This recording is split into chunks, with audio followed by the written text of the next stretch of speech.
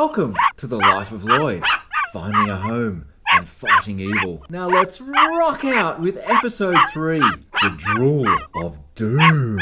Within 3 seconds, Mrs. Twenson filled the doorway. Her face was flushed red, eyes wide open, darting around the room. "What was that noise, dear?" she asked. "Nothing," said Jenny, a little too quickly. "Ah."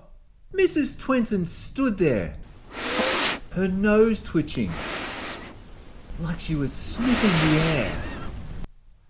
"Oh, you're interrupting my cup of tea, dear. You're not playing with my clothes, are you?" "No, Mum," squeaked Jenny. "Oh, I think you were. You know that Sheenie will probably peruse my collection when she comes for tea and biscuits. I can't have anything ruined." "I know," Jenny muttered. Said Mrs. Twenson, unconvinced. "Finish your tour, dear. Make your friends jealous with your new pet." And she turned and walked away. Jenny held Lloyd up, facing her, and quietly said, "You're going to get us both in big trouble. Nobody is allowed to touch Mum's clothes. Remember that." "Hey, that's not very nice." Then she smiled. "But hey, if I got your crazy flip on camera, that's going to get me so many likes." Lloyd had no idea what she meant, as long as they weren't in trouble. He wanted to make a good impression. Mr. and Mrs. Twenson were taking tea in the lounge, and Jenny tiptoed around them respectfully. "Here is Mum and Dad on our expensive sofa. And note the imported Baroque fabric, peeps." "They can afford that?" Mrs. Twenson mustered a smile and waved a chocolate biscuit in the air. "That's a smile?" Mr. Twenson harumphed, and his paper bag billowed around him.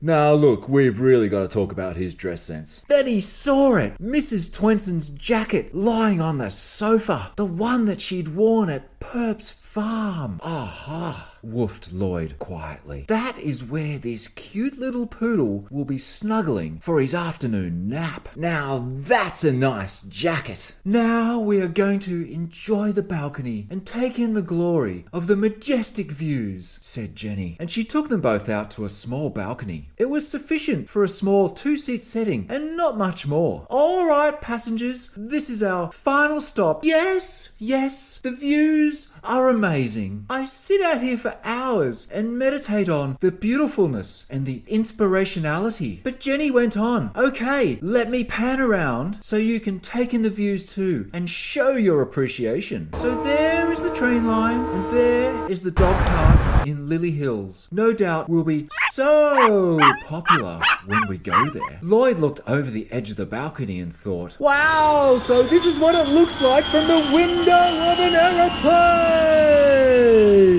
"Okay, peeps, that's it. See you on the next adventure," Jenny declared. She tucked the phone away and her mood changed immediately. "So over it. I'm off to edit and post," she said dismissively, and she dumped Lloyd on the floor. She stomped off to her bedroom, swinging the door shut behind her. Poor little Lloyd stood in front of the Twensons, not knowing what to do. "I suppose the little bugger needs food and water. See to it, dear," said Mrs. Twenson. She didn't even look up from her magazine. Mr. Twenson made a grumbling noise before heading towards the kitchen. The poor old paper bag man looked like he'd struggled to pour a bowl of cereal as he spilled the kibble everywhere with a misjudged slurp. "Oh, buddy, really?" Mrs. Twenson scowled and growled. He hastily started sweeping the spilt kibble into Lloyd's bowl. It's all good, thought a hungry little poodle. "That bench is clean." In the back of his mind, he knew it wasn't. Mr. Twenson placed the bowl of kibble down and Lloyd rushed over for a big chow down. He was about to bury his nose in the kibble when the smell hit him. "Woof my woofy chops, why does this kibble smell like Grandpa Perp's compost heap? Bagurk! That looks pretty stinky. Ooh, I guess I can just have some more water. Jenny'll take me down to the toilet soon," thought Lloyd. So Lloyd filled up on water and at least his belly felt full. The little bugger won't eat, said Mr. Twenson. Well, it's his choice. There's nothing else, said Mrs. Twenson dismissively while thumbing through her fashion magazine. Lloyd curled up in his bed and put his head down. It had been a long day and there was so much to take in. Lloyd was almost asleep when Mrs. Twenson suddenly jumped up off the sofa, madly waving her fashion magazine around. I have to have it, she declared. I'm going out. Have to have what, dear? Asked Mr. Twenson. This winter skirt, you dunce, she said, waving the magazine threateningly. Do you pay attention to anything I say? She scolded him. I don't remember, the paper bag man stammered. He was sure that his wife had never said anything about a winter skirt. The look on his face said, I can never win. I'm off to try this on and see how flattering it looks. A hot winter look is so important. The question hung in the air.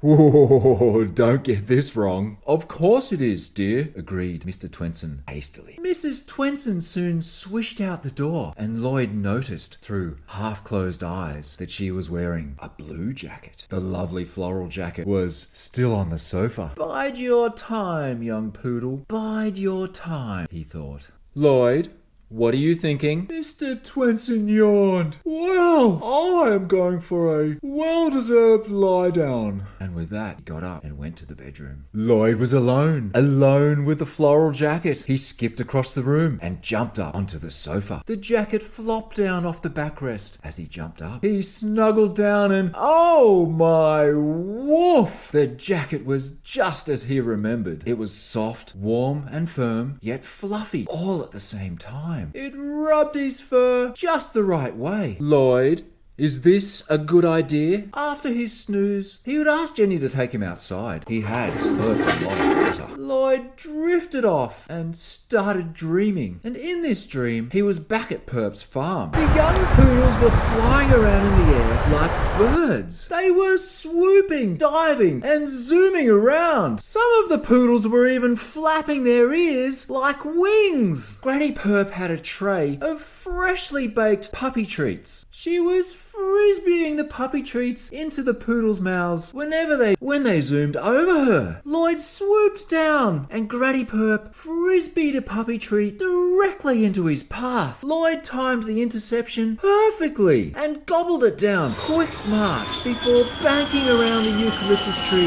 like a fighter jet. A crow flew past and squawked, My! You poodles are mighty fine at flying. Yeah, said Lloyd. I'm doing my best impression of an eagle. Well, good job, young poodle, said the crow as it disappeared off into the distance. Lloyd slept for hours. Mr. Twenson had dozed off. Jenny was in her bedroom and nobody heard Mrs. Twenson come in the front door. She had armfuls of bags and was humming away with happiness. That's her happy face? No doubt the family would be sitting on the couch expectantly, eagerly awaiting her return.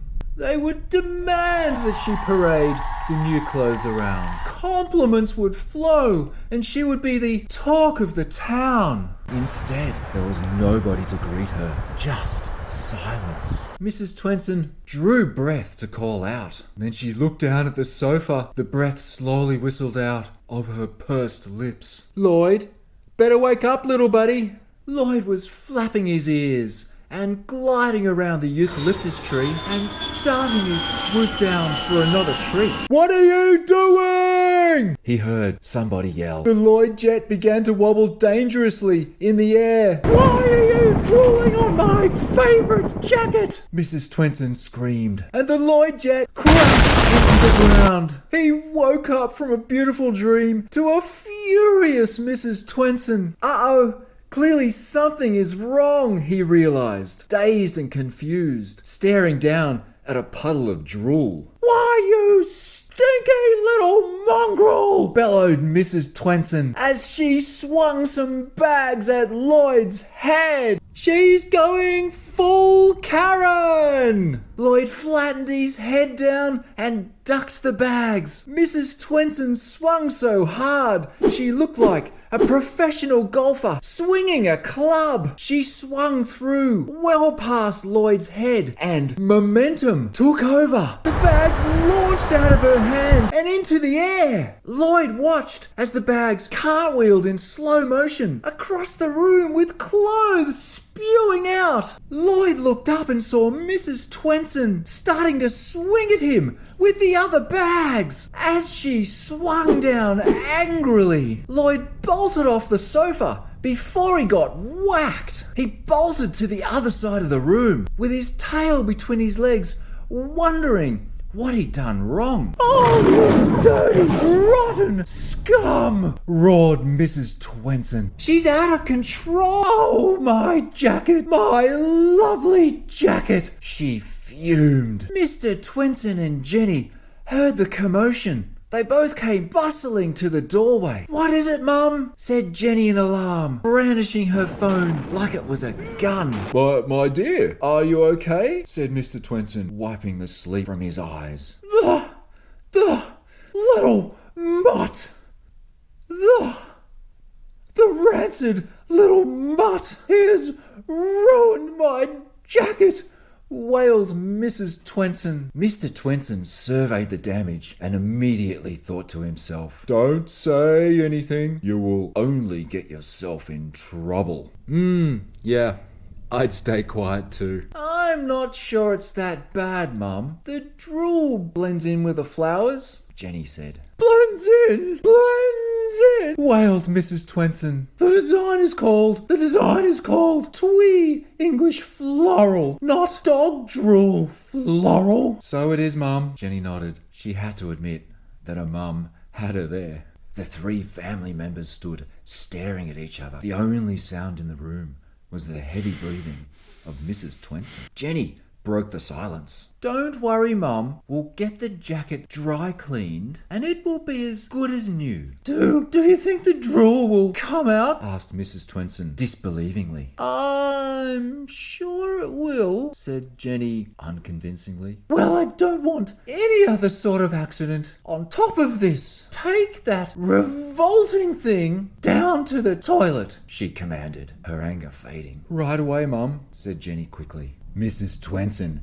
glared at Lloyd and said, "Mark my words, Shaney better be impressed with you, or there's going to be trouble." "Cup of tea, dear?" asked Mr. Twenson. Mrs. Twenson shot him a look like she might clout him with some shopping bags. "Lloyd needs your help and support. Get down into the comments and send him some love. I'll pass it on. Quick, type. Mrs. Twenson is out of control, and I don't know where things go from here. What is the future for Lloyd, and can he salvage this situation? Can a young dog from a small farm handle all this? Well, let's find out in episode 4.